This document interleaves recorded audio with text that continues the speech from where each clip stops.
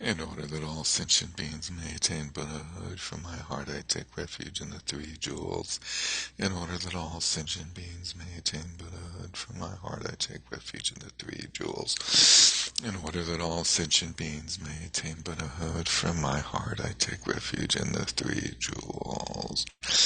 Whatever the virtues of the many fields of knowledge, all are steps on the path to omniscience. May these arise in the clear mirror of intellect. O Manju Shri, please accomplish this.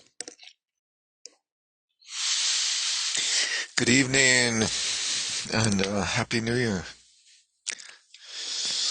May this year be a good year for all of you.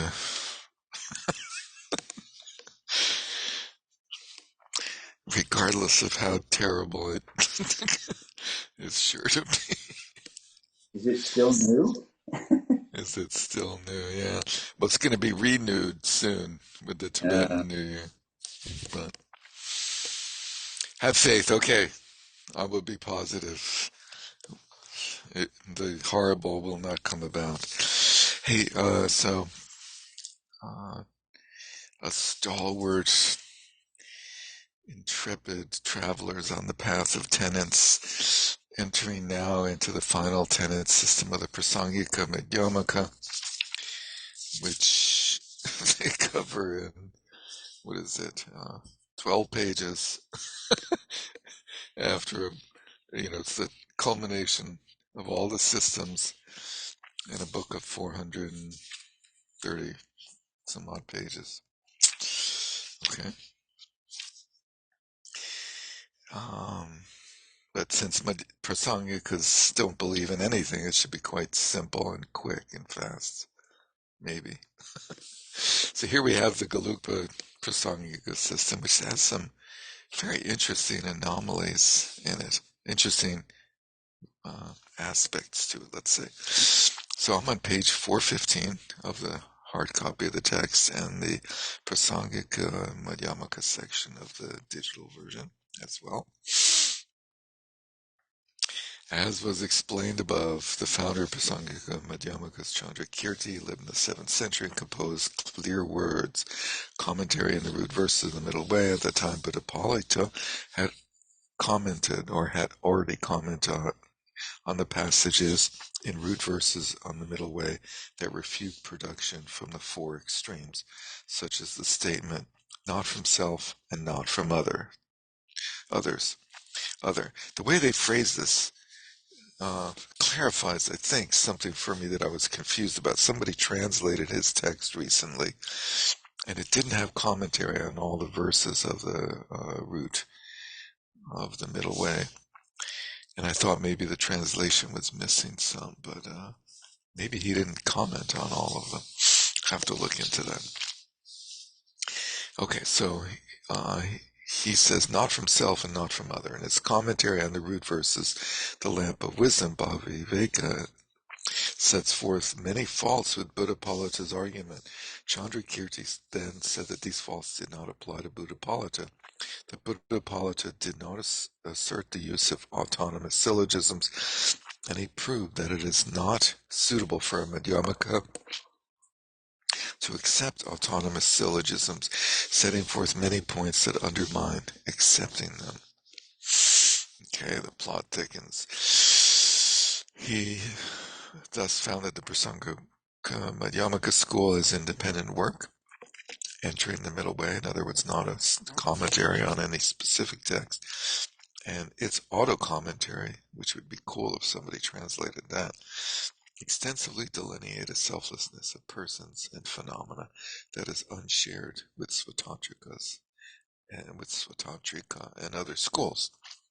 Furthermore, as was explained above, this master composed commentaries on other works of Nagarjuna, such as 60 stanzas on reasoning, 70 stanzas on emptiness, and 80 slices of pizza, as well as a commentary to Aryadeva's 400 verses. Shantideva was a follower of Chandrakirti and a great upholder of the tradition. He lived in the 8th century, and his most famous works are Entering the Bodhisattva Way and the Compendium of Training, both in translation. In his own works, he upheld the Madhyamaka tradition of Chandrakirti well, in addition, which is of an odd statement. Why do they say in his own works? It's weird. In addition, such scholars as Arya Shura, Nagasena, the later Prajnaparamati, Maitripa, and Atisha must be counted as masters who accept the Prasangika view. Maitripa being the father of what you might call essence Mahamudra in the Kagyu tradition. Marpa goes to India primarily to study with Naropa, and Naropa sends him to different other teachers to study various things and sends him to Maitripa to study Mahamudra. And so Maitripa is in the lineage from Saraha of the Mahamudra lineage, whereas Naropa actually is not listed as a holder of that lineage. Anyway, but it's a sort of a foreshadowing the fact that the Mahamudra tradition, Kagyu tradition, uh, begins, and many of its main proponents were what are called Rangtongpas, Prasangikas of a certain type. Prasangika school is defined as the philosophical school that propounds that there is no entityness, and that does not assert that things are established by way of their own intrinsic character, even conventionally. It is called, which is the distinction that they're making between Prasanga, one of the distinctions between Prasanga and Svatantrika, saying that in Svatantrika, phenomena are established by way of their own character conventionally, which is their opinion. It is called Prasanga Madhyamaka because without accepting autonomous syllogisms, it accepts reasonings that are known to others to create the view for the opponent, and it primarily states consequences to demonstrate internal contradictions to the proponents of true existence. Clear Words says this statement mentions the similar example that is known to others and is concordant with the probandum and the proof, which presumably is basically what the author said by saying, because without accepting autonomous syllogisms, it accepts reasonings that are known to others to create the view for the opponent. So this is the whole crux of at least this issue of autonomous syllogisms, is that Swatantrika say, well, you have to have an autonomous syllogism so that you can start from the same place as the opponent. And the Prasangas are saying, you don't have to do that. You can take their view without without agreeing upon an autonomous syllogism. What's probandum? That which is to be proved is the Oh, probandum of oh, a logical statement, and the proof is how it is proved. oh. So let's see. The statement mentions the similar example that is known to others and is concordant with the probandum and the proof. So um, the similar example is what the Svatantrikas are turning it into an autonomous syllogism, saying such as the pot exists or the color blue exists conventionally, and as an example of a phenomena that's, let's say, impermanent, and and therefore without essence. Let's say the propandum is color blue is not does not have intrinsic existence because it's impermanent. Is the proof, and um, the example in that syllogism is taken as a given that it is an existent phenomena conventionally, and the Prasankas are saying you don't need to accept that syllogism. And the same text says, thus the master, meaning Nagarjuna, for the most part dispelled the position of the other through using consequences only. So instead, one would say, Well, you say that so-called color blue is impermanent, etc., etc. The unique feature of this system is that no person or phenomenon is intrinsically established in any way, yet all categories of actions and agents are possible. The ultimate root of the many unique ways of describing the world in this system is that it does not accept that persons or phenomena are established by way of their own intrinsic character, even conventionally.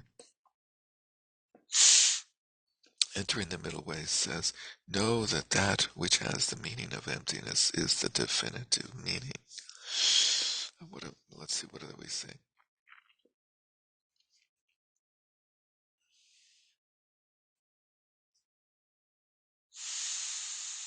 Okay, so they've been repeating this thing, does not exist even conventionally, phenomena, and they quote the middle way, saying, that which has the meaning of emptiness is definitive in terms of provisional and definitive. Regarding provisional and definitive sutra, this passage is saying that they are differentiated by whether they explicitly set forth the profound emptiness of persons and phenomena. As opposed, they're saying this as opposed to those who cleave to the third turning, and those who cleave to the third turning, their logic is that in the sutras of that tradition, there's a clear delineation of phenomena that are empty and how they're empty, and phenomena that are not empty. Although they don't really say the latter, but uh, explicitly, but basically their criteria for definitive and provisional is the degree of clarity in the statement, as opposed to the subject matter. And so the Prasangas say that the subject matter determines whether it's provisional or definitive. When the subject is egolessness and emptiness, then it's definitive. Period. Therefore, this system asserts that sutras in the first wheel that teach that all conditioned phenomena are permanent are sutras of provisional, and within that wheel, sutras that teach that all phenomena lack true existence are sutras of definitive meaning. Because the sutras of the middle wheel of no characteristics prove with countless types of reasonings that phenomena are not established from their own side, they are sutras of definitive meaning. Because the sutra explanation of the intention of the final wheel teaches the three natures, dependent, consummate, and imaginary, differentiating them into what it is and is not truly established in a way that accords with the assertions of Chittamatra. It is asserted to be a sutra of provisional meaning. Oof, what an insult. Don't take it personally, it's not personal. The three natures that are explained in explanation of the intention are key elements of Chittamatra's system. However, there is a unique way of positing the three natures in the Madhyamaka system, according to what appears in the Questions of Maitreya chapter in the Perfection of Wisdom in 20,000 verses, where this scheme of the three natures seems to appear, which is really cool. It is set forth in the auto commentary on Entering the Middle Way by Chandrakirti. A snake is an imaginary dependent rising in relation to a coiled rope because it does not exist there. In relation to a real snake, it is established as real because it is not imaginary. That sounds a little bit to me like conventionally established. But no, not they don't agree with that. Anyway, in the same way, intrinsic nature is imaginary in relation to conditioned dependent phenomena. If phenomena are conditioned and dependent, then they cannot possibly have an intrinsic nature. Because an intrinsic nature means independent, unconditioned, unchanging, unproduced, etc. Blah blah blah. Thus, Nagarjuna's root verse in the middle way states intrinsic nature is not fabricated and does not depend on another. Entityness is not something created. That which is imputed to apprehended dependent arisings. Reflection-like creations are real in the sphere of a Buddha because they are not imaginary. that which is imputed to apprehended dependent arisings, reflection-like creations, are real in the sphere of a Buddha because they are not imaginary. Because the Buddha, she understands reality through directly perceiving the true nature alone without touching created things. One is called a Buddha.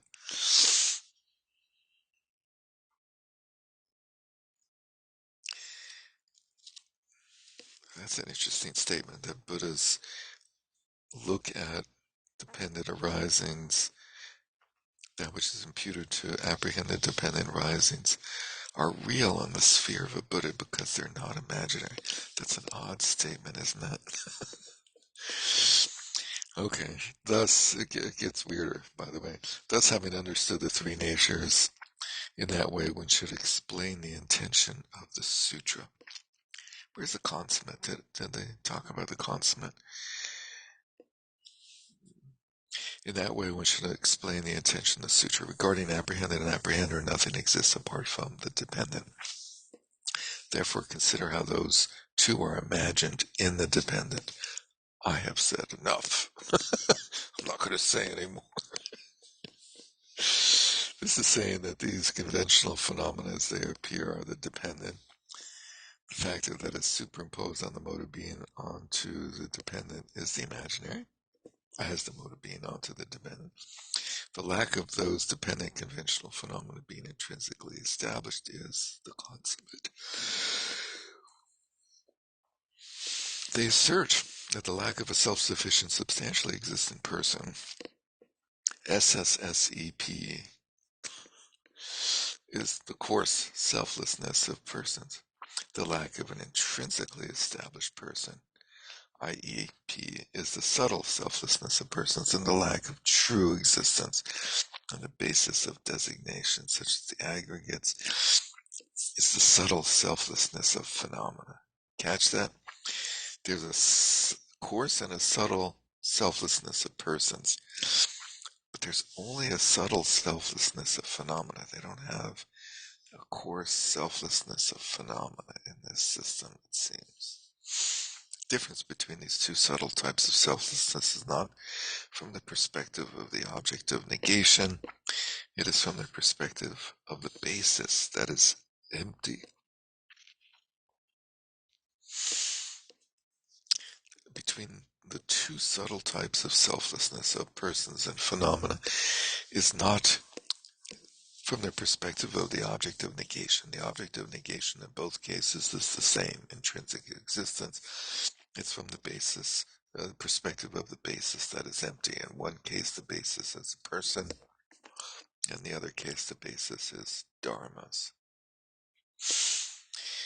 Entering says, in order to liberate wandering beings, the selflessness is said to be two types, divided into phenomena and persons. This is saying that the refutation of true establishment, the object of negation in terms of the basis of the person, is posited as the subtle selflessness of persons, and the refutation of that in terms of the basis of aggregates and so forth is posited as the subtle selflessness of phenomena, because the aggregates are phenomena, right? And the person is not an aggregate and it's not a phenomena.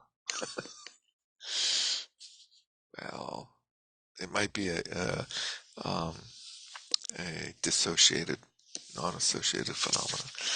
They assert that there is no difference in subtlety between the selflessness of persons and phenomena, and that both of those are the final mode of being. And that is the root of another larger issue with the Gelugpa presentation of Prasangika, that they say that Shravakas and Pratyeka Buddhas have the same wisdom as bodhisattvas. They don't make the distinction that we do of 1.5 fold emptiness, egolessness. As sort of this way of distinguishing between Shravakas, Pratyeka Buddhas, and bodhisattvas. They don't agree with that. In the Prasangika Madhyamaka system, there's nothing that is established by way of its own character in any way, and yet both a cause and its effect and an action and its agent can be posited without the least confusion. Indeed, not only are the two not contradictory, they assist each other, they work together. From that perspective, this system has many features that are unshared with Swatantrika and the other Buddhist schools. If one carefully analyzes Chandrakirti's clear words and his entry in the middle way in its auto commentary, one can understand these features in greater detail. I like the way they say, if one analyzes it carefully, as if to say, well, obviously you guys didn't analyze it carefully. Um, Here are some of the most important among these positions not shared with other schools of tenets. Drum roll, please. Their way of positing dependent arising and the conventional through explaining the meaning of emptiness to be dependent arising. 2. Their unique position that one must accept external objects while also accepting the existence of consciousness. 3. Their unique way of refuting a foundation consciousness that is a different entity than the six collections of consciousness. 4. Their unique way of explaining that even though there is no foundation consciousness, the connection of actions and their effects is tenable from the point of positing, maybe the point of view of positing, the disintegrated state as an impermanent thing. This is the best one. It's my favorite one. Um, 6, their unique way of refuting reflexive awareness, and 7, their unique way of refuting that the view of reality is to be produced in the opponent through autonomous syllogisms. From among those, a few will be explained here, the others in volume 4. The Which first, one was your favorite, 4 or 5? let's see, 5, did I skip 5? The unique way of positing it 3 times based on their view of the disintegrated state. I missed that one. Thank you, Cynthia. Uh, I think 4 is the winner, but the two of them are priceless. 3 times is pretty good. Definitely quite good as well. The first of these is their unique position that the existence of external objects must be accepted. In general, both Vaibhashik and Sautrantika assert that when the base of composition of a coarse form is searched for and analyzed, dimensionless subtle particles are found. They apply the terms external form and external object to the forms that are established by those partless particles acting as the basis of composition. Both Chittamatra and Yogacara, Swatantrika, and Madhyamaka refute external objects with many reasonings. Although Prasangika Madhyamaka accepts the existence of external objects in general, it does not assert that external objects are established through the accumulation of partless particles like the Vaibhashikas do. The proponents of true existence for whatever phenomena is posited are not satisfied with its being a merely conventional designation.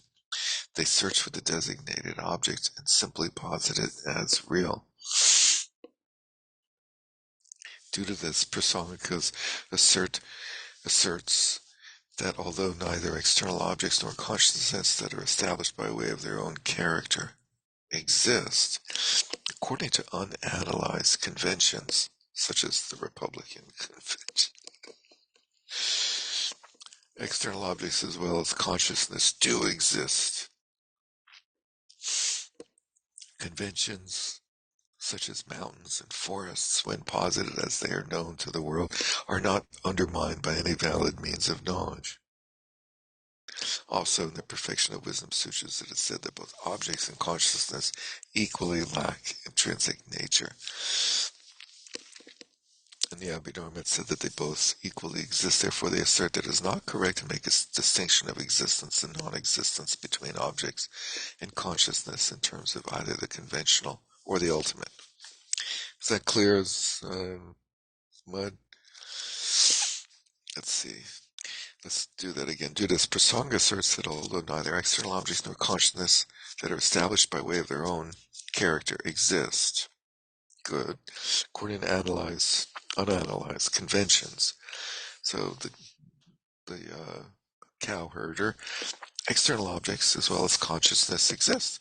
Conventions such as mountains and forests, when posited as known in the world, are not undermined by any valid means of knowledge.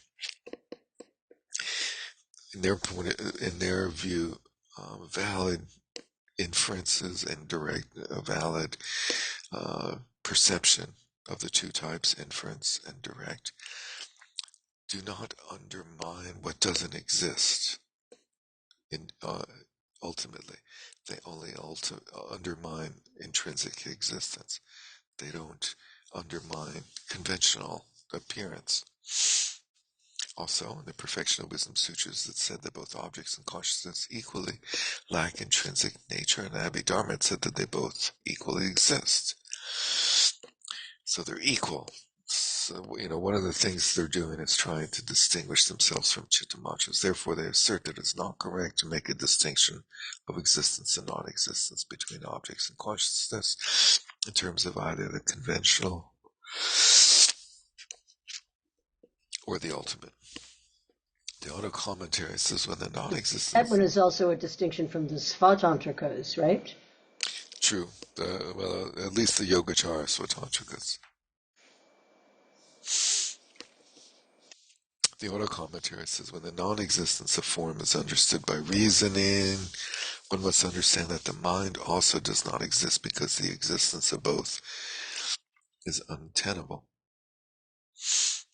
Also, when one understands that the mind exists, one must understand that form also exists because both are known to the world. It's a little bit of a mind bend, isn't it? When he says that the mind exists. Well, is the point that they're making not so much asserting that that these things exist or don't exist, but that the distinctions and logics of making a difference between whether mind and form, that it's either they're sort of saying either they both exist or they both don't exist, that some of these distinctions that other groups are making are not tenable. Is that what the point of I, this is? I think very much the point of this particular statement or two sentences is that you gotta have the same way of evaluating mind and form. You can't have a different criteria for the two. They're Right. both And either yet they're not existent or really necessarily, non-existent. in saying that, No, they're not putting themselves on either side of that exist or don't exist, not right? yet. Yeah, not Yeah, yet. not yet. Regarding the aggregates form and so on, Abhidharma says that all five are similar from their perspective of their division into, say, specific characteristics and general characteristics. In the Perfection of Wisdom, all five are similar in being refuted because it says Subhuti form is emptiness, empty of intrinsic nature, etc., up to consciousness. So, examples of how the two, mind and form, are treated the same. The existence of external objects is based on the fact that they are not established by way of their own characteristics, because establishment by way of its own character is refuted. The existence of such things as forms, which are different entities from the consciousness that apprehends them, as is known in the conventions of the world, is established. Because they are established, the existence of external objects is established.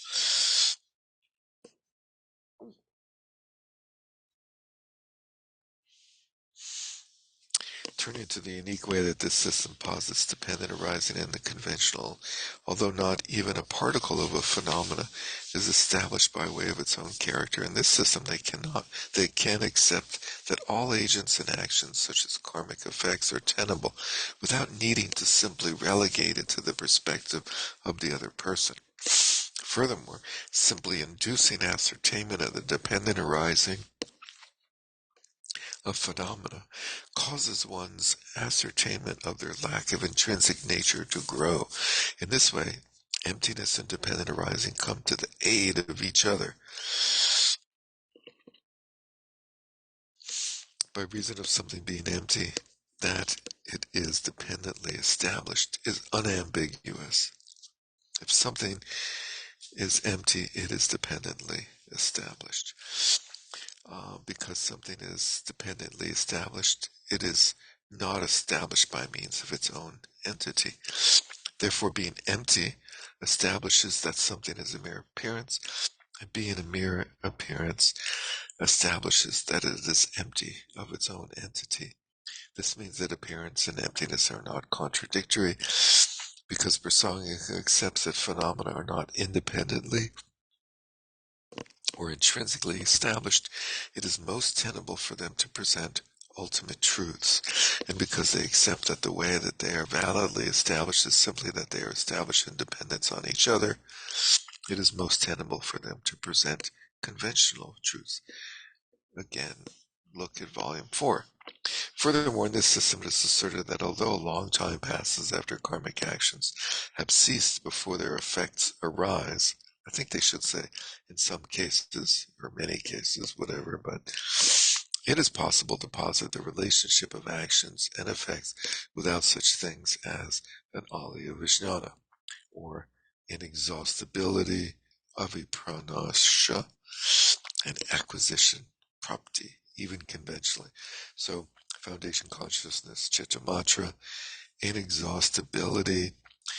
I can't remember which of the other two are Vaibhashika and which are Sautrantika, but that's the idea.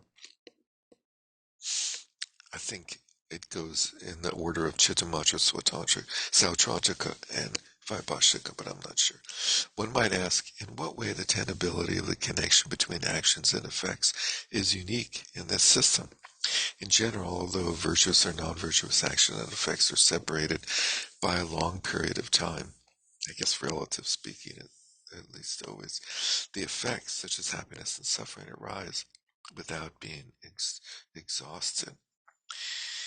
Now, it's unclear whether they mean that happiness and suffering are exhausted or whether the reader is exhausted by what they're saying, or whether the karmic activity is exhausted. All the higher and lower Buddhist schools and tenets assert this. Nagarjuna says if it remains until the time of fruition, that action would be permanent. If it stops, then having stopped, how could it produce an effect? Someone raises this objection. If the action remained,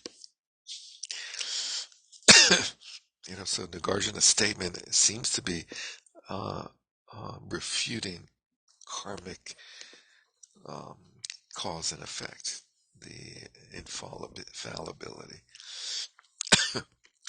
Someone raised this objection. If the action remained up to the moment before the fruition of the effect, it would be permanent because it existed for more than one moment. Because something that is impermanent cannot produce an effect. Now that's an interesting uh, given assumption in the system, that if something is permanent, it can't do anything. It can't function. So it can't produce an effect, which is a type of function. Because something that's permanent cannot produce effect, it is not tenable for there to be the connection of an effect arising from an action. Because either if you accept that the cause is impermanent, then it stopped before the effect arose, so they never met. Or if you assert that the cause continues up until the time of the effect, then you're saying that it's permanent, and something permanent can't result in an effect. And if that action is destroyed in the second moment of activity, no action would exist up to the moment of the fruition of the effect, given that it is not tenable that the disintegrated state of an action is a functioning thing. How does an effect arise from an action? It's so funny that they say this. Given that it is not tenable that the disintegrated state of an action is a functioning thing. So if phenomena arise and disappear instantaneously, so the disappearing side of the equation is called disintegrating, and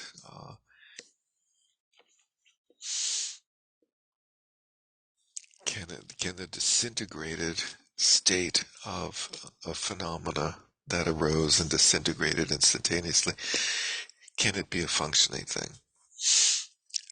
And since they say, given that it is not tenable, how does an effect ever arise from an action? So they give a little review. Chittamatra following scripture, which is Sautrantika.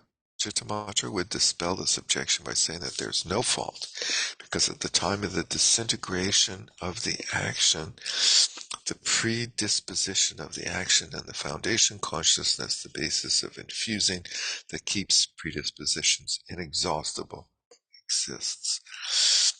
So inexhaustible maybe also referred to, appears to also refer to Chittamatra. It's possible that all three of those terms they used a little bit ago, where they said it's possible to posit a relationship of actions and effects without such things as foundation consciousness, inexhaustibility, and acquisition. Okay, so back to where we were.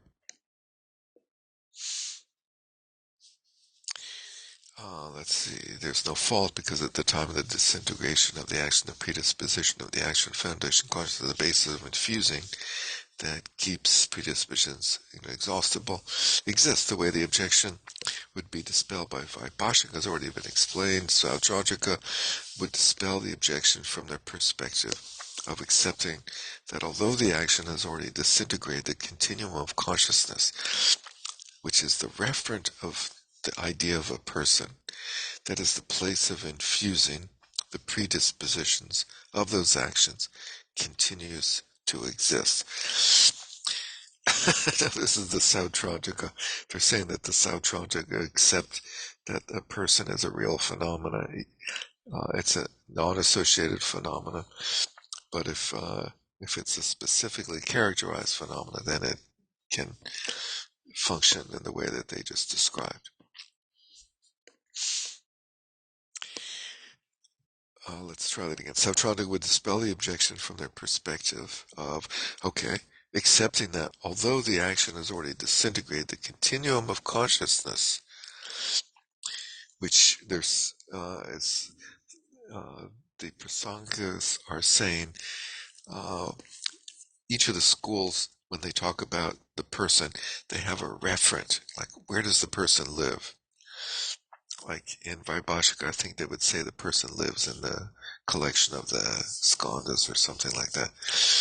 And here the Prasangas are saying that the Sautrantikas say that the referent of the word person exists or resides rather in the continuum of consciousness, which is similar to the Chittamatra would say it resides in the continuum of the foundation consciousness. So I was going to ask, how is that Oh, you consciousness? It froze. sounds like it's awfully You similar. froze. You said, how is that? And then you froze. Can you hear me now? Yes. Oh, odd. Okay. So if you could just repeat that. I was just saying, how is that different? I, they may not use the words Alaya Vishnana, but it sounds awfully similar. It does. So let's see how the Prasangikas respond, what their version is. They're giving you the Sautrantika version. Their version of the Sautrantika version here. But okay, regarding the Prasangika position, Chandrakirti in his famous text says, because it does not intrinsically cease, because a phenomena does not intrinsically arise or abide, it can't intrinsically cease. Therefore, it has the capacity, although there's no foundation consciousness.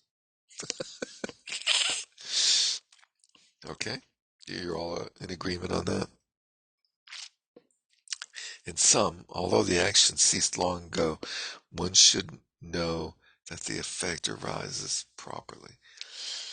Now, in sum was not S-U-M, but S-O-M-E.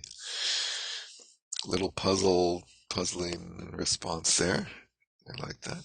They assert that it is not feasible for something that arises in dependence on cause and conditions to have an intrinsically established cessation. So cessation is not intrinsically established, it's only conventionally conventionally existent or whatever.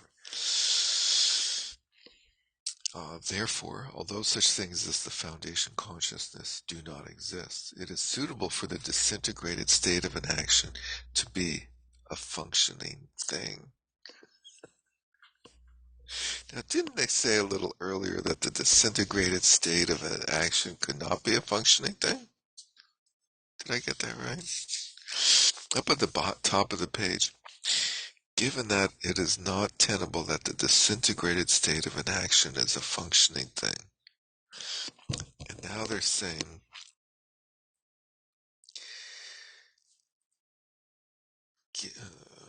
it is suitable for the discriminated state of an action to be a functioning thing. Therefore, although such things as the foundation consciousness do not exist, it is suitable for the disintegrated state of an action to be a functioning thing.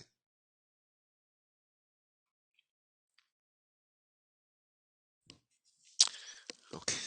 Even though the action It and the seems like the problem isn't so much what they're saying. Well, it's that they're just saying this, but without a how. yeah. Well, let's see if they fill in the how. How. And even though the action in the continuum of consciousness of some person ceased long ago, the effect of happiness or suffering arises from the continuum of the ceased action. It's getting really good. Ceased actions So there's a have continuum of ceased continuums. actions floating around in the world, It pretty much fills the space. That's right. unconnected to any entities. Yep. Cool. You can see why people like me, Palm, had a field day with this stuff. Um, if actions and their effects were intrinsically established, they would not depend on other causes and conditions. If an action ceased intrinsically, then after the cessation of the action, it would have no capacity whatsoever. There are such problems. Not quite sure what that means. In brief, because actions are not intrinsically established, meaning not ultimately established, the disintegrated state of an action can be posited as being established based on its cause, i.e. conventionally. Therefore, the disintegrated state connects the action and effect. Presto changeo. There you have it. The I that is merely designated in dependence on the aggregates is posited as the basis of infusing predispositions that is continuous, and the consciousness is posited as the basis of infusing that is occasional. So the basis of infusing predispositions. So they're acknowledging that there's predispositions and that they infuse something. And they're saying that there's two types, continuous and occasional infusions, and the basis that is infused in a continuous manner is the I that is merely designated in dependence on the aggregates. So the I that is designated in dependence on the aggregates is a generality. It's a non-functional thing. It's an idea. And it's the basis of So it's infusing a predispositions. non-functional thing, but it can hold predispositions. Yeah. It seems to me that they're, I mean, all it seems like they're doing is not naming, I mean, like, I think it's clear that the Alaya Vijnana is a construct of mind also, and it's just a way of sort of describing an aspect. It seems like they're not really saying something radically different. They're just Using different terminology. right, that one of them is putting a name on it just because it's easier to put that kind of name on things to have a handle to talk about them. But the basic principle or mechanism of, infused predispositions is so much the same. It doesn't matter whether you call it a separate consciousness or not. it It's a seems like, little bit the same. This whole thing about the disintegrated state being a functioning thing is really bizarre. We'll hear more of that in a minute. yeah, that's true. Okay, so let's see, where the hell were we? Oh, at the very bottom. Thus, a foundation consciousness is not needed as the basis for the infusing of predispositions of actions having searched for the designated object among the aggregates. Even the person does not need to be found. Therefore, they do not assert that the foundation consciousness is the referent of the person. They do not assert a foundation consciousness because it is not possible for something to be established by way of its own intrinsic character. Even though they're establishing all sorts of things without having intrinsic character. For this reason, they posit the mere I that is imputed by thought as the basis for the infusing of predispositions. So the illusion of a self is the basis for karma, for where karma resides. There's no point in accepting the foundation consciousness. In this system, the disintegrated state is asserted to be a functioning thing. In the other schools, when the designated object of any phenomena is searched for, I don't understand what they mean by that. The designated object of any phenomena. It is asserted that it must be found. I think they mean like the referent of a term or something. But for example, when a sprout disintegrates, everything that is part of the sprout ceases. It does not obtain the status of something else, such as a pot. So a sprout that ends its sproutness does not turn into potness. Okay, I accept that. The parts or the collection of the parts of such things as pots are not an instance of any disintegrated state. What are they talking about? Therefore, for these other schools, what is called the disintegrated state is asserted to be a non-implicative negation. It's not a real thing. Factor of the mere cessation of another thing and is not asserted to be a functioning thing. This has already been discussed, first volume. In the context of the chapter are 8 on the 3 times. In Prasanga, however, it is asserted that when a designated object is searched for, no phenomena is found. For example, there is nothing to be posited as the referent of the person, not the 5 aggregates of the person individually, of the person, their collection, or anything that is a different entity from those two. It's a little odd that they said the 5 aggregates of the person.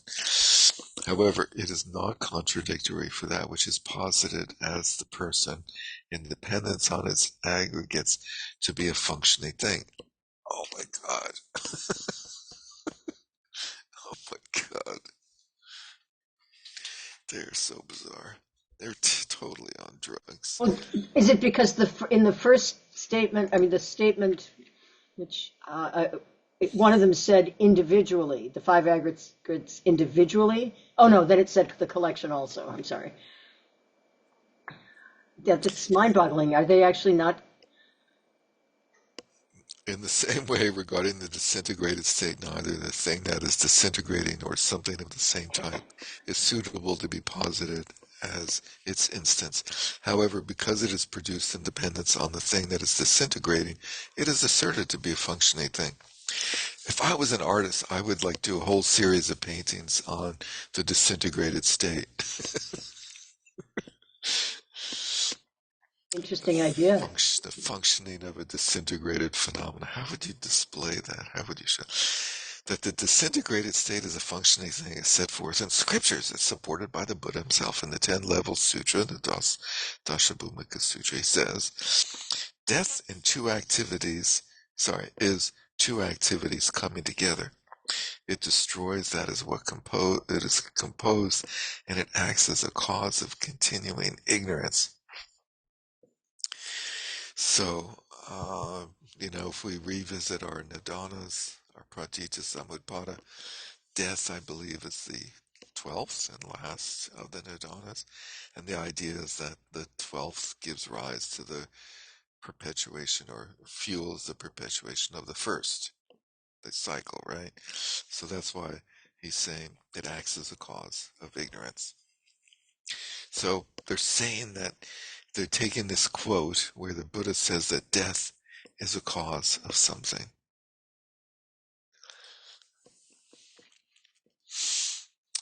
Now, you might quibble over the translation of that phrase, but that's the way they're understanding it. The same text says the statement through the condition of birth there is aging and death, which is the formula of the Nidanas, means that the condition of birth is the continuation and support of aging and death. The condition of birth is the continuation and support of the continuation. This is Well, that's saying the that same thing of saying it's the cycle of nidanas. It's saying it in two different ways.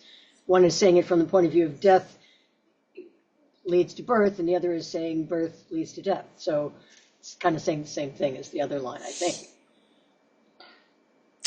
the word condition is throwing me. Or, is it like causes and conditions? Anyway, this is saying that death is produced by causes and produces its own effect. So they're taking death to be a conventionally existent phenomena. It's produced by causes and produces its own effect. So something produced by causes is a thing, and something that produces an effect is a thing. So, like, they're saying that death is a phenomena, is a thing. Death exists as a phenomena. Now, I don't remember death being on any list of non-associated formations, but it was not meant to be exhaustive. So, What death is category do you think it would fall in the normal schema? not on the map. I Just think, off the map entirely? yeah, death is a misnomer. There And is life also? life is a generally characterized phenomena as is death in my Well, right. book. So, I mean, wouldn't they have to be sort of in the same general category? The two of them, yes, I agree. I accept, which is the debate term. Yes, Death. thank you. Death is the disintegrated state of a being that was born. So a sentient being's disintegrated state has both its own causes and its own effects. Therefore, I don't know, it's just so funny, it's hard to read. So like a dead person can continue to do things. This is really weird. Just that statement, death is the disintegrated state of a being that was born. So That's a really weird statement because, it is. It's I mean, also death is obviously I mean, you could look at it as a change of stage, in the cycle. But to say it is the disintegrated state is sort of making it as if it, again, as you said, is like a thing. therefore a sentient being's disintegrated state is established as a functioning thing, which is the category of conventionally existent phenomenons. That the disintegrated state is a functioning thing is also established by reasoning. Chandrakirti's commentary on 60 stanzas of reasoning says, it would then be logical for the lamp to become no more without the exhaustion of the oil and the wick. This, however, is not the case. Therefore, there is no intrinsically real cessation. Sounds to me like he's saying the opposite of what the Prasangikas are saying, but let's see how they work their way out of this one. This is saying that the exhaustion of the butter and the wick is said to be the cause of the extinguishment of the butter lamp's flame. Therefore, the disintegrated state of a continuum of fire is proven to be a function.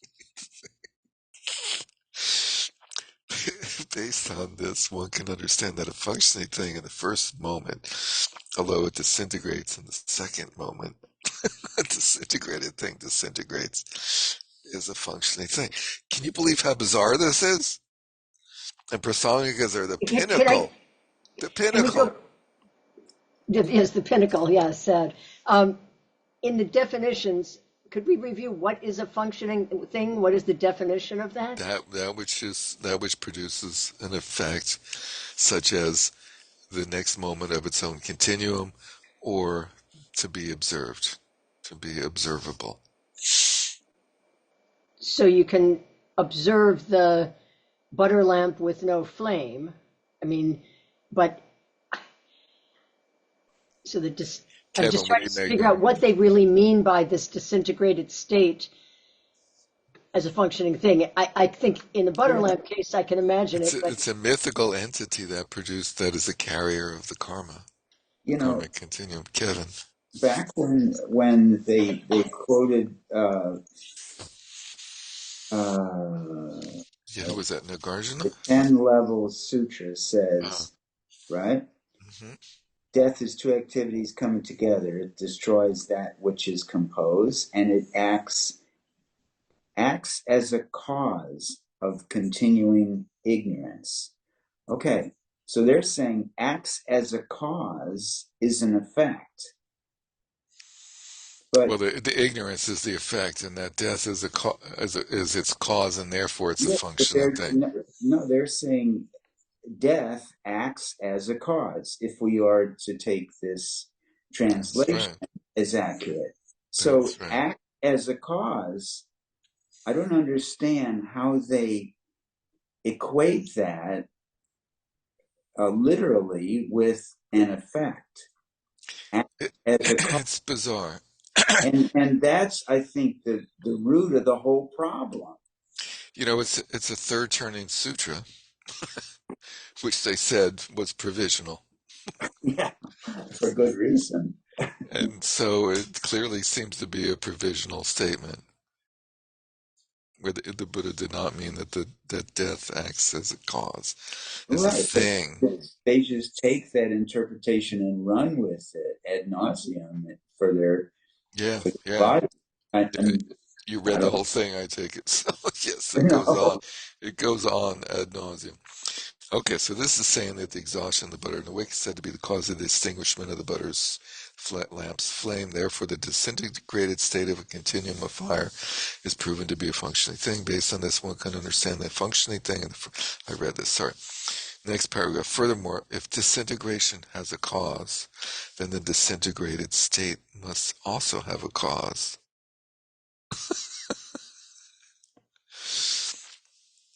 Otherwise, there would be the fault of an absurd consequence that production would have a cause, and the state of having been produced would not have a cause, which also is absurd. If one differentiates the disintegrated state and disintegration based on whether they have a cause, then one would also have to differentiate production having been produced, because otherwise it would be undermined by the reasoning of equality. So nobody says that production itself has a cause. They say that things are produced by causes, not production. Production is a generally characterized phenomena that refers to the activity of specifically characterized phenomena being produced by causes and conditions. God, these dingbats. it's funny for all that they are thought to be the ones that reduce things to non-entityness. It seems like they're making things out of everything, out of concepts. Yeah, it is so Very weird. bizarre. This system asserts that the disintegrated state is disintegration. Therefore, it is able to posit that things not remaining for a second moment is the disintegrated state.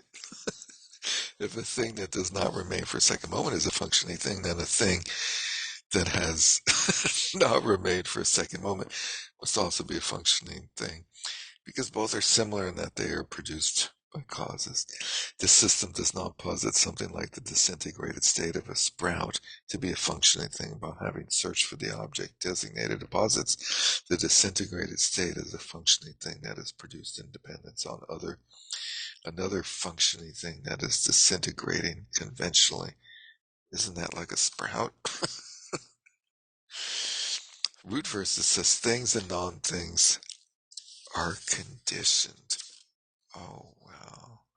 This is saying that a thing like a butter lamp and the non-thing of the butter lamp, that is, its disintegrated state, are both conditioned.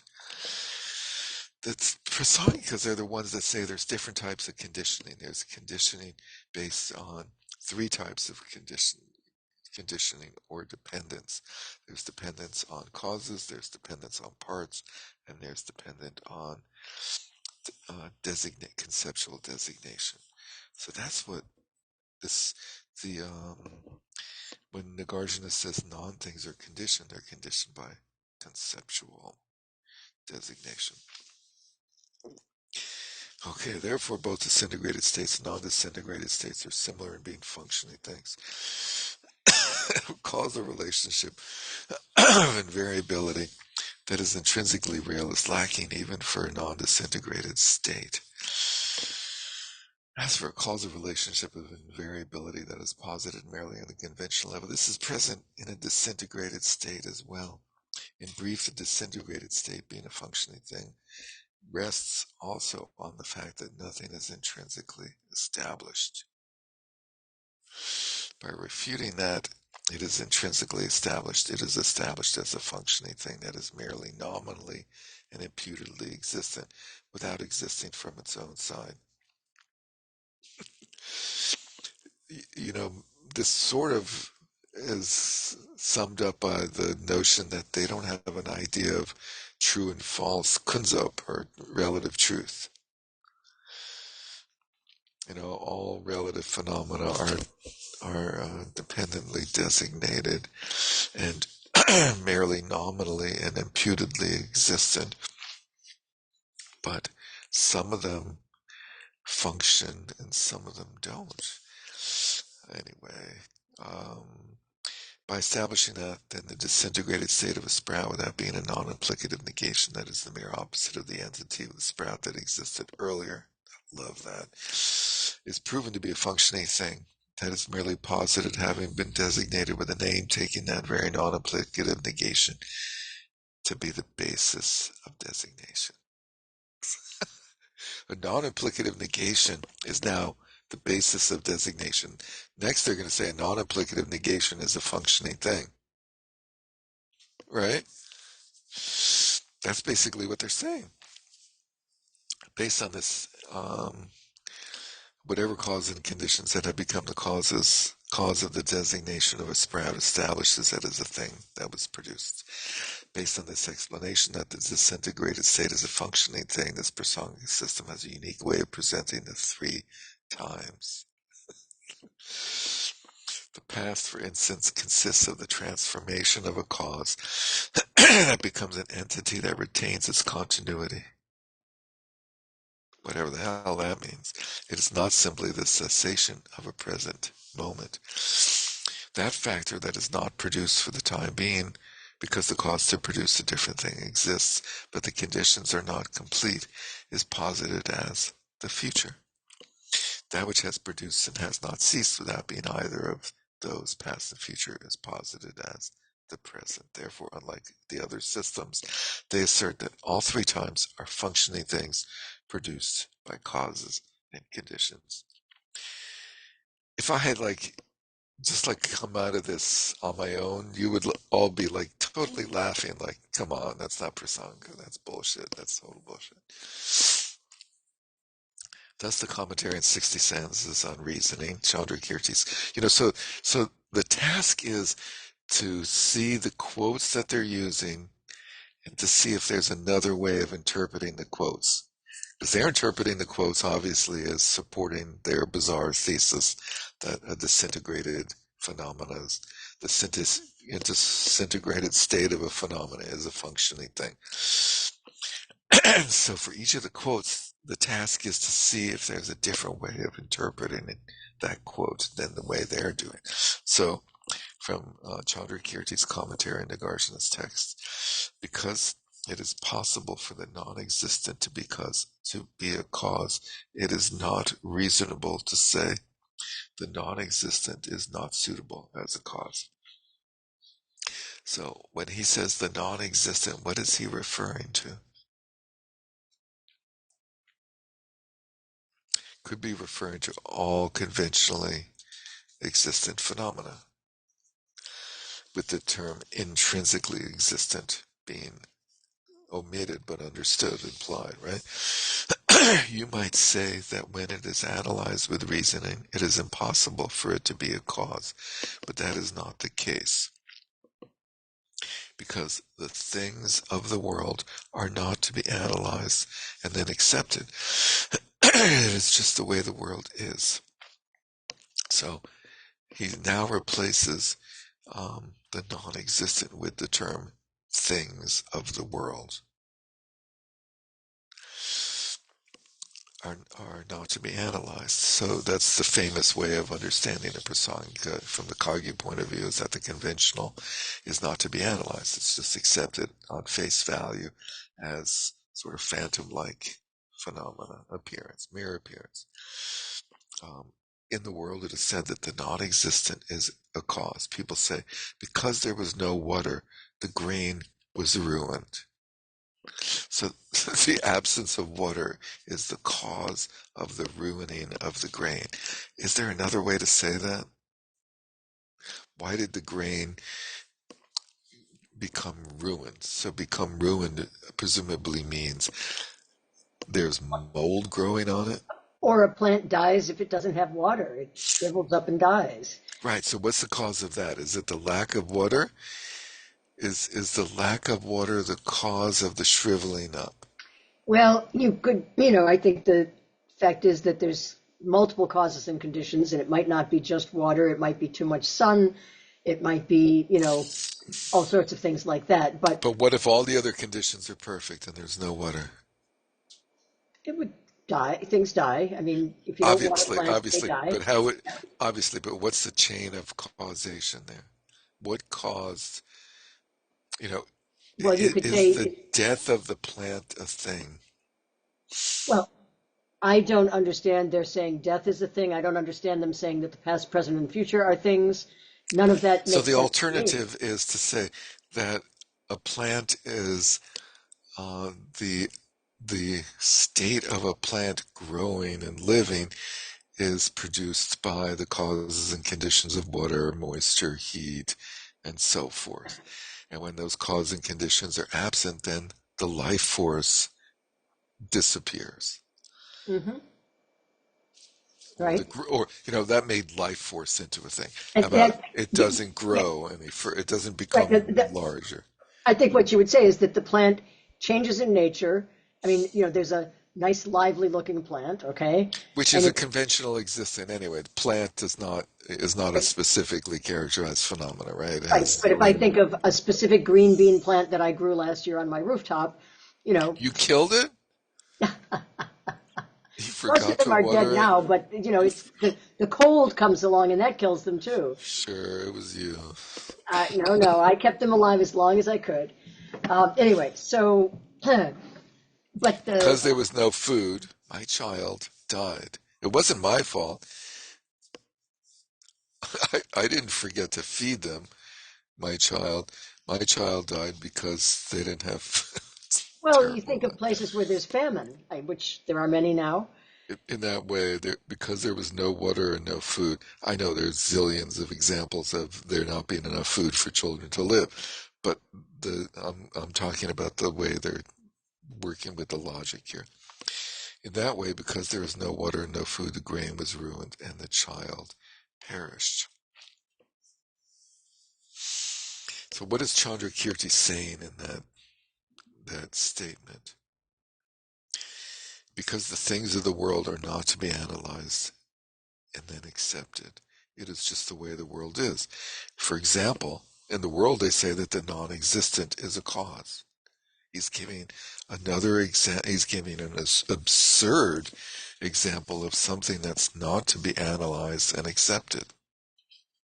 He's not saying that lack of water was a cause. What do you So, guys think?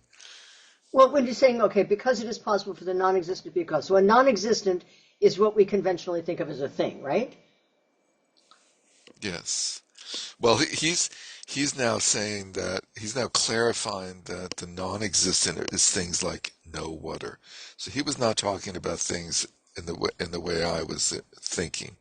Okay. So I would scratch that. But this is not the case because the things when he says things of the world, yes, he's meaning everything, both like water and grain, as well as the absence of water.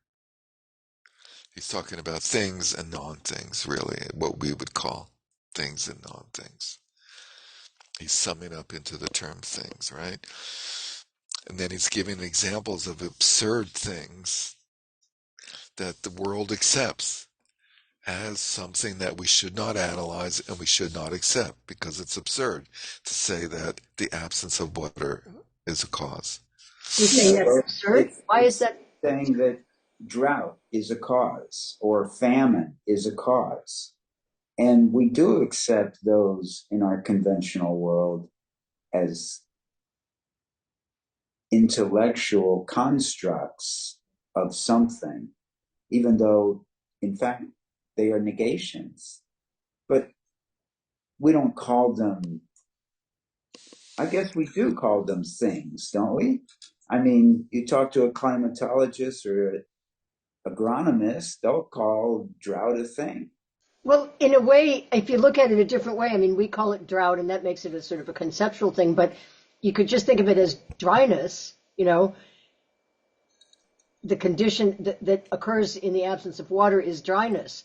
And so, The absurd extension of this is that nirvana is a thing and is produced by the extinction of kleshas and ignorance.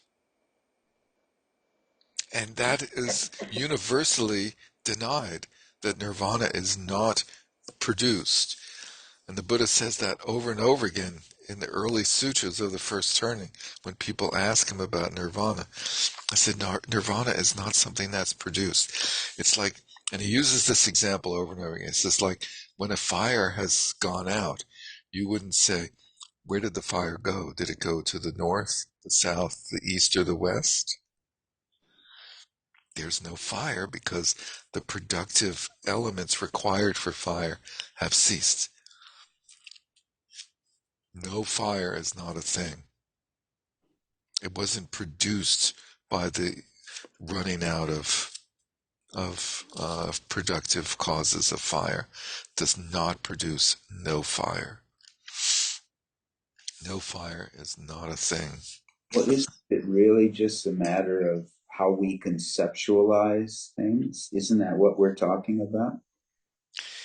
It is, but the way these people are interpreting it is they're They're making ascribing, they're ascribing reality to things, these reality. Yes, they're describing something conventional. as not Yeah. quite physical, but non-physically real. Okay, The so way, let's go on. The yeah. future is also a functioning thing. Same text says, the lack of the condition of the future serves as a cause of something not being produced.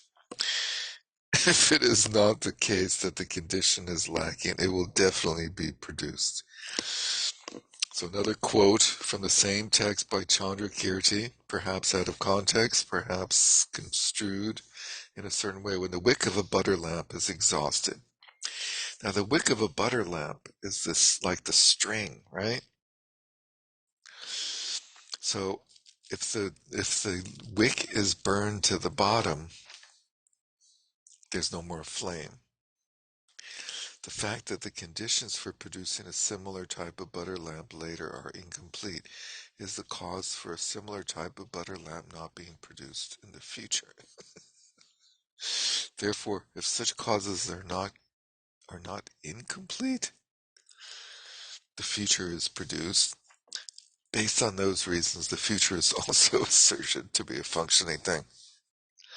It is most tenable that although nothing exists intrinsically, things exist from the perspective of depending on others and being designations without being utterly non-existent. Therefore, one must distinguish between existence and intrinsic existence and non-existence and intrinsic. I have a hard time saying intrinsic non-existence. Intrinsic meaning truly established. That is, between the two types of existence and two types of non-existence. The clear words says, we do not say actions, agents, and effects do not exist. What do we posit? We say, those do not exist intrinsically. And the auto commentary says, understanding the descriptions, cause and effects of reflection that does not intrinsically exist, since such things as forms and feelings that are not different from cause and effects are observed to be something that merely exists, what wise person would determine that they have intrinsic existence? Therefore, although they are observed to exist, they are not intrinsically produced. In general, for Isn't some, that a ridiculous pair of two words to put next to each other? intrinsically Intrinsically produced? produced. It's That a makes no sense contradictory. at all. Yeah, it's contradictory. In general, Yeah, it's a for non sequitur. it is. Truly. For something to conventionally exist, three factors must be completed. It is known to be to a conventional consciousness. How it is known is not undermined by other conventional valid means of knowledge, and it is not undermined by reasoning that analyzes reality. All the other schools assert that the extreme of non-existence is dispelled by appearance. So they're actually sort of undermining their own argument, but they're saying, okay, if a school says that non-existence is dispelled by appearance, then they're making non-existence into a functioning thing, right? So appearance, non-existence does not need to be dispelled. Conceptually, it can be correctly understood by the fact of appearance, but in the extreme of existence is dispelled by emptiness. However, there are many unique assertions of the Prasangika. For them, the way that the extreme of existence is dispelled is by impermanence, appearance. Whenever something dependently arisen appears, the lack of intrinsic existence vividly appears. The lack of intrinsic existence is a thing. Well, in that saying, aren't they saying that by oh shit, I just got to the wrong page. Aren't they just saying that because things arise, that um, They're saying it's not intrinsic can because be it's not finding can be found. okay. I guess I was yeah. Sorry, I I lost my page there. Okay, wait. So I uh, I thought they were just saying that um,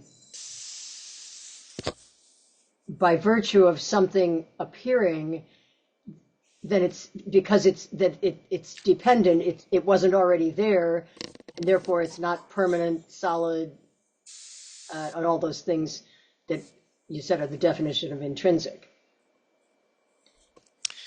Yeah, right? You understand what I mean? except for the second part where they say the lack of intrinsic existence vividly appears. No, I think that goes along with it. That because something appears. Oh, never mind. I don't know. Give The up. way that the extreme of non-existence is dispelled is by emptiness. Whatever appears, that very appearance of the absence of intrinsic existence of phenomena causes it to vividly appear as a mere imputation of thought. In commentary on the thought of Nagarjuna, Chandrakirti described the Madhyamaka system as distinctly superior to other systems. What a surprise that he would describe his own system as superior. That's very unusual. The auto commentary says, this is a system in which the doctrine of emptiness, expressed through responses to objections, does not appear in other treatises. We ask scholars to be certain of that. Therefore, one should know that whoever says, whatever the Sautrantika say is ultimate in their system,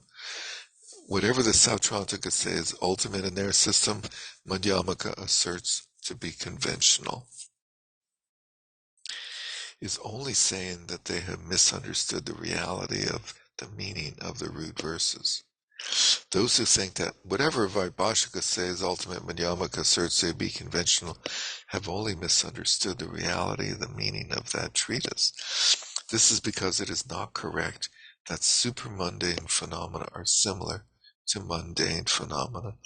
This system is unique. Scholars be certain of this. For that reason, those who do not understand the thought of the Master, who are frightened by ascertaining just his words without having ascertained the reality of their meaning, completely abandon supermundane phenomena. Therefore, in order to set forth without error the reality of the meaning of Nagarjuna's treatise, I have composed this entrance to the root verses on the middle way.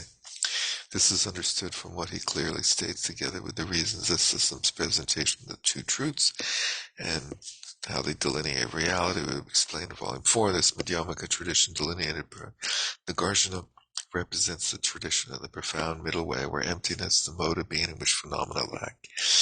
Even a particle that is intrinsically established is explained to be the reality of dependent arising and was elucidated by Chandrakirti in a way that differentiates it from the other Madhyamaka schools as well as the proponents of true existence. It is hailed by all Tibetan Madhyamikas, the apex of all the Indian Buddhist schools of thought. The tradition of holding this system remains alive to the present day. This concludes the presentation of Madhyamaka based on treating the Prasanga system as foremost. The conclusion. Having provided just a rough explanation of the philosophies of the non-Buddhist and Buddhist schools of ancient India in general, the four Buddhist schools of tenets in particular, is now time to conclude. To summarize regarding the term tenets in general, based on the perceptions of the natural awareness of a particular person at the conclusion of investigating and analyzing the method to achieve happiness and dispel suffering in this lifetime or the next, that person's tenets would be posited as the viewpoint from which they decide whether philosophical truth is correct or incorrect. All four schools of Buddhist tenets are similar in being free from the two extremes of permanence and annihilation from the perspective of their respective systems, and in asserting that they present the truth in accordance with object's mode of being. However, because they have different presentations on the basis of different ways of asserting their views, it is obvious that they identify what it means to fall to the extremes of permanence and annihilation differently. In general, if one considers what is shared among the Buddhist schools of tenets, the conception of the person as partless, permanent, partless, and independent is the view of permanence. Because they do not accept that, they are free from the view of permanence, and not accept that happiness and suffering are effects that arise without confusion or without fail from virtuous and sinful actions, is the view of annihilation. Because all Buddhist schools accept that actions and their effects cannot be confused, they assert that they are free from the extreme of annihilation. Roughly speaking, each tenet system abandons the two extremes according to their unique views as follows. Vaibhashikas say that because they assert that when an effect is produced, its cause ceases, they abandon the extreme of permanence, and because they accept that an effect arises immediately after its cause, they abandon the extreme of annihilation. Sautrantikas say that because they assert that conditioned phenomena operate continuously, they abandon the extreme of annihilation because they nonetheless accept that those conditioned phenomena disintegrate each moment. They are free from the extreme of permanence. Chittamatra say that because they assert that the imaginary is not truly established, they abandon the extreme of permanence because they accept that the dependent and the consummate are truly established. They abandon the extreme of annihilation. Madhyamikas says that because they assert that all phenomena conventionally exist, they are free from the extreme of annihilation. And because they prove that they do not exist ultimately, they are free from the extreme of permanence. Turning to their unshared assertions, the proponents of the non-Buddhist and Buddhist schools of India compose extensive, etc., analyses and refutations in many types of reasoning. Each takes their own systems. Tenets as valid and true is determined with correct reasoning. When one analyzes the assertions that other schools of tenets have proven with reasoning, not only are many of them shared with the tenets of one own school, but as has been stated by many scholars of the past, a great many of the assertions arguments of other schools become like the steps of a ladder, leading gradually to the profound philosophy of one's own school. In general, the non-Buddhist Buddhist tradition's philosophical tenets were founded by wise masters in accordance with the intellect of a great many disciples. When one considers this, one can understand the statement in Shantideva's Bodhisattva, where she says that lower positions are undermined and outshone by higher views. Skipping the quote, the stanza is saying that what is accepted by ordinary worldly people, such as those whose minds have not been affected by tenets, and those who assert that partless subtle particles, partless moments of consciousness, and mere things are true, is undermined by the intelligence of worldly yogins who realize that all phenomena lack intrinsic existence, even among yogins who have attained the union of shamatha vipassana, the realization that all phenomena lack intrinsic existence due to a difference in superiority of various yogins' intelligence. The higher outshines the lower. For example, the permanent things that are accepted by non-Buddhists are undermined by the reasoning in lower Buddhist schools of tenets that proves that permanent things do not exist. The partless subtle particles that are accepted by the two Shravaka schools are undermined by the reasoning of the Chittamatra and other schools that refutes the existence of partless particles, subtle particles. The truly established consciousness that is accepted by Chittamatra is undermined by the reasoning of Madhyamaka that refutes true establishment. So this is a good way of reviewing the views of the four schools on these various topics. In this way, one understands that the unshared positions of the former are refuted by the reasoning of the latter. To summarize, Tirthakas, for example, emphasize and prove the existence of a permanent, partless, independent self. This is refuted by Buddhist sutras and treatises in general, and by the various reasonings of all earlier and later scholars of the higher and lower Buddhist schools of tenets.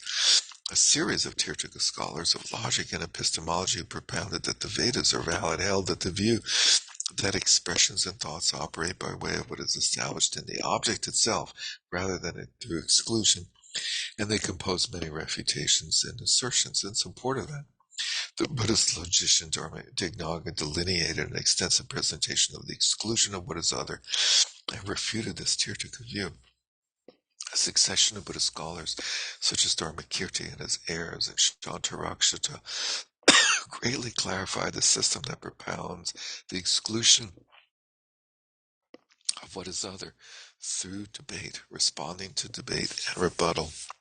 To illustrate this, among the Buddhist schools of tenets, Vaibhashikas assert that the disintegration of a conditioned phenomena depends on a cause that is a different entity that arises later. So they view that the disintegration is a separate entity that interacts with all phenomena in their second moment of existence and causes them to disintegrate.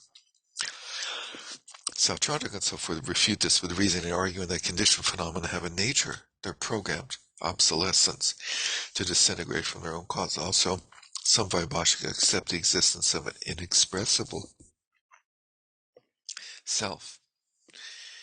The Pudgalavadins, many Madhyamaka and Chittamatra scholars such as Vasubandhu and Chandrakirti set forth extensive reasonings that undermine this assertion. Also, proponents of true existence assert that external objects that are composites of partless particles are truly established. Such scholars as Vasubandhu set forth many types of reasonings that refute partlessness and express the faults of that position. The Vaibhashika asserts that sun's consciousnesses comprehend their object nakedly without an aspect. Such scholars as Shantarakshita set forth many reasonings that undermine this. The Chittamatra scholars do not assert external objects and prove with various reasonings that the dependent and consummate natures are truly established. And in addition to that, Chittamatra, following scripture, asserts the existence of the foundation consciousness and the afflicted mental consciousness. Such scholars as Aviveka and Chandrakirti set forth extensive reasonings undermining that. Moreover, the proponents of true existence assert that dependently arisen phenomena are truly established. Nagarjuna refuted that with limitless arguments in his collection of Madhyamaka reasoning, and the great Madhyamaka masters who followed him expanded on those refutations within Madhyamaka. Such figures as the Swatantrika scholar Bhaviveka accepted reasons that are established from their own side. The works of the Prasanga scholar Chandrakirti refute this extensively. Many subtle and detailed arguments illustrated in this way between the non-Buddhists and the Buddhists, and even among the Buddhists such as Vaibhashika and Sautrantika, many unshared assertions of the former are undermined by the correct arguments of the latter. This is implied in Nagarjuna's text, the 5 stages, the Panchakrama, the sort of root text in the Gelugpa tradition for Vajrayana, the whole completion stage practices in what's called the Arya lineage, which stems from Arya Nagarjuna and Arya Deva, which says the perfect Buddha described this method as being the steps, like the steps of a ladder. Kamalashila's second stages of meditation says all the words of the Bhagavan are well spoken, directly or indirectly. They illuminate reality directly, or they flow to reality. If one understands reality, then just as the coming of light clears away darkness, one becomes free from all of the sets of views in accordance with the explicit intention of such teachings. Just as in the world one proceeds up a ladder by means of ascending from the lower to the higher rungs, in the same way the many positions delineated with reasonings by the lower schools of tenets become the means of understanding the view of the higher schools. Hope you don't mind a few extra minutes here as we finish this. For example, the assertions that Tirthagas are superior to those of an ordinary person does not analyze at all whether itself exists. Furthermore, many of their methods of analysis and their presentations of logical reasoning serve as the foundation for the spread of Buddhist logic.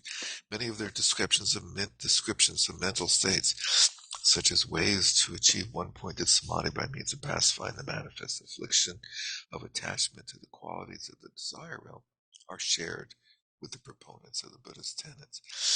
The permanent self propounded by the Tirthakas, are refuting that the impermanent person propounded by Vaibhashika, are a means for Sautrantika to understand that the person is imputedly existent and not substantially existent, in the sense of being a freestanding thing that can be apprehended as a substance apart from the aggregates.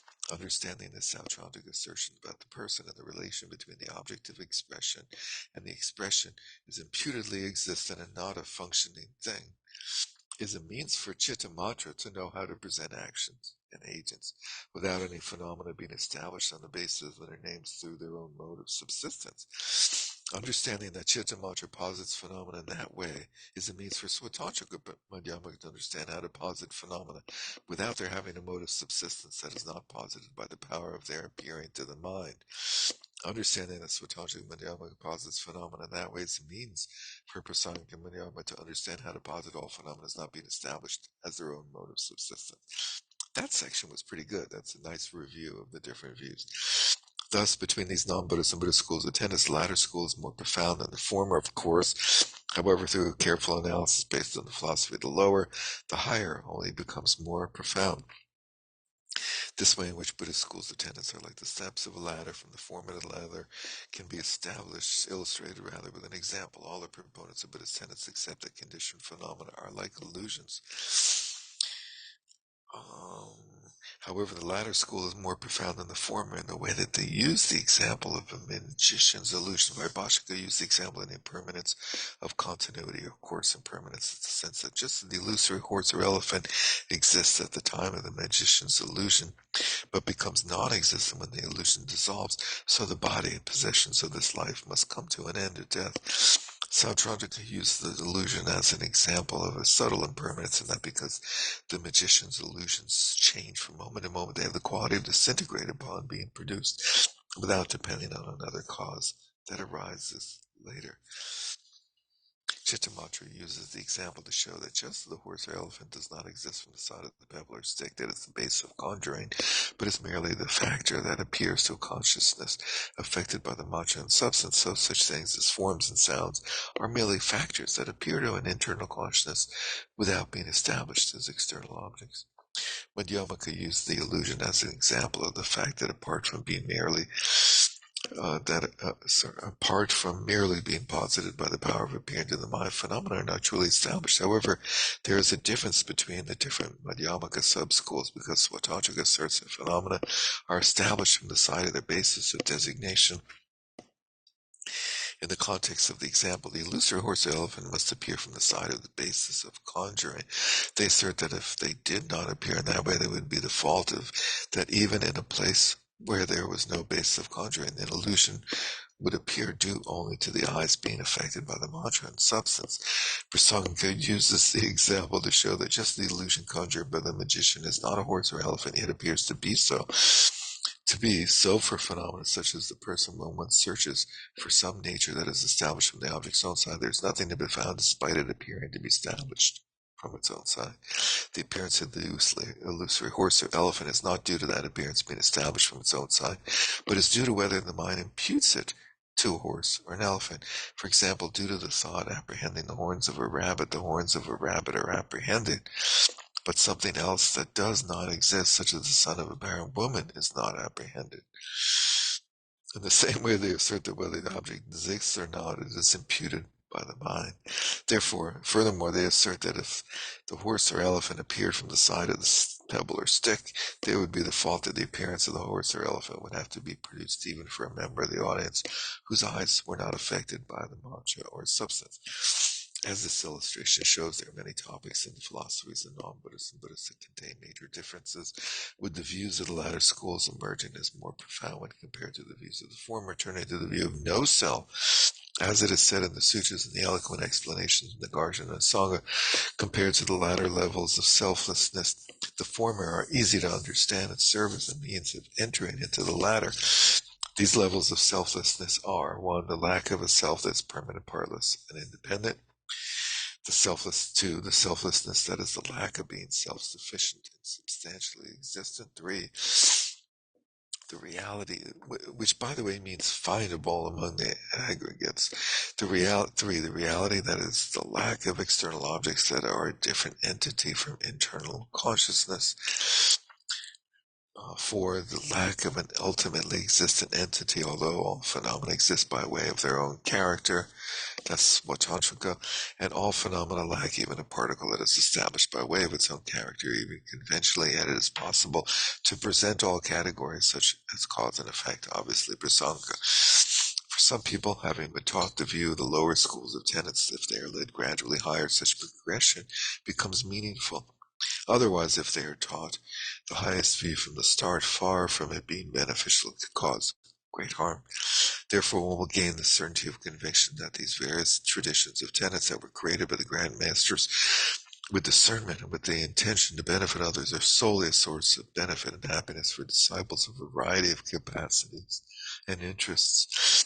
Thus, gathered here and organized in a special way are descriptions of reality, as well as many important philosophical topics found in the classical Buddhist sources, the scriptures of the conqueror Shakyamuni, and in particular the treatises of the great Buddhist philosophers of ancient India that were translated into Tibetan. This completes the first of 2 philosophy volumes presenting the non-Buddhist and Buddhist schools of tenets, the 3rd volume overall in the 4th volume series, Science and Philosophy and Indian Buddhist Classics. So at least we finished that. We didn't make it to the path text. So next time we meet, we go through the paths, start to go through the way that the paths are presented in the formal way, like this. Paths and stages, or stages and paths. And next week is WMC's retreat that I'll be attending along with Barbara, and unfortunately no one else of those among us here. We will miss you, and we look forward to seeing you in 2 weeks. Shall we dedicate the merit, or does anyone have comments, questions, suggestions, anything else? I do have a question, although it doesn't have to be answered now. But when we were going through that very fast run through of everything, and I guess it was on, well, I can't tell you what page because you have different pages. I'm wondering, since I wasn't fully satisfied with the reasonings in this, the part where they say such scholars as Bhava Viveka and Chandrakirti set forth extensive reasonings undermining, for example, the existence of the foundation consciousness. What would be the best sources for trying to read and understand what their actual arguments are? Because I felt like what they said here were more like statements of course, that doesn't exist, but it didn't really give the arguments of why not. Yeah, so the Chandrakirti's Introduction to the Middle Way, of which there are numerous translations. There's one by Padmakara, and in the 6th chapter, he which is the sixth bhumi. It's aligned, organized among the bhumis. He goes through the refutation of production from the four possibilities of self, other, both, and neither, and in the refutation of production by other, he goes through the earlier Buddhist schools, which he considers to be production, believers in production from other. And so in there's a whole discussion of the Alaya Vijnana. Okay, I figured that was probably it. I have to go back and review that since it's been a long time. For Bhava Viveka, I'm not sure. There is a translation that came out recently of his, I believe it's The Blaze of Reasoning. Yeah. And I'm not sure. That's really a commentary on Nagarjuna's text, and Nagarjuna does not go into refuting the Alaya Vijnana. So there must be some other place. I don't know if it would be in there or not. But, yeah. Okay. I just wondered if there were, because I just The best one don't is feel, Chandra Kirti. yeah, okay. I just didn't feel like satisfied that they really laid out the whole. Yeah, yeah. And if you're struggling to find it, email me and I'll help you find this section. Sure, no, I'm sure Chandra. I can find it. I kind of knew that would be probably what the answer, so thank you. And interestingly, there's a book by Tsongkhapa that I can't remember the title, where he goes through the Chittamantra system, and so in detail, so you can see his version of that, and I can send you the title if you're interested. But, okay, shall we dedicate? Yes. By this merit may all attain omniscience, may defeat the enemy wrongdoing from the stormy waves of birth, old age, sickness, and death. From the ocean of samsara may I free all beings. By the confidence of the golden sun of the great east, may the lotus garden of the Rigdon's wisdom bloom. May the dark ignorance of sentient beings be dispelled. May all beings enjoy profound, brilliant glory. I was thinking as I was saying, um, uh, by this merit may all attain omniscience, may defeat the enemy wrongdoing from the stormy waves of birth, old age, sickness, and death, which is the cause of. Anyway, It's thank Angela. you. We Thank could you.